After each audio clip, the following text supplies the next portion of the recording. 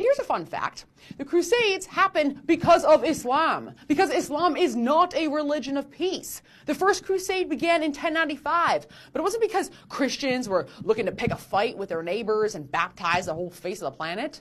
The First Crusade was called only after 4 centuries of Muslim aggression. The First Crusade was called 460 years after the first Christian city was overrun by Muslim armies, 457 years after Jerusalem was conquered by Muslims, 453 years after Egypt was taken, 443 years after Italy was plundered, 427 years after Muslims first laid siege to the Christian capital of Constantinople, 380 years after Muslims conquered Spain, 363 years after France was first attacked, and 249 years after the capital of Christendom, Rome itself, was sacked by a Muslim army.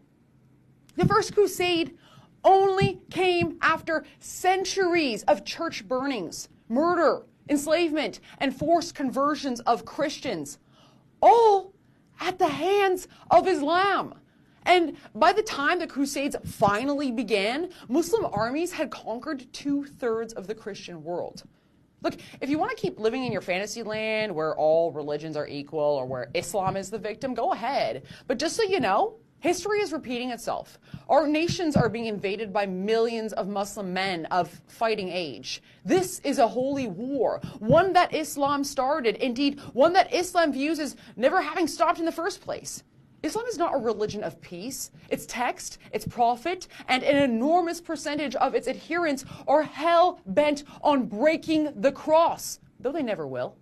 There are 109 verses in the Quran that call Muslims to war with non-believers for the sake of Islamic rule. Some are quite graphic, with commands to chop off the heads and fingers and kill infidels. Their holy book also says that Muslims who do not join the fight are, quote, hypocrites, and are warned that Allah will send those people to hell if they don't join the slaughter.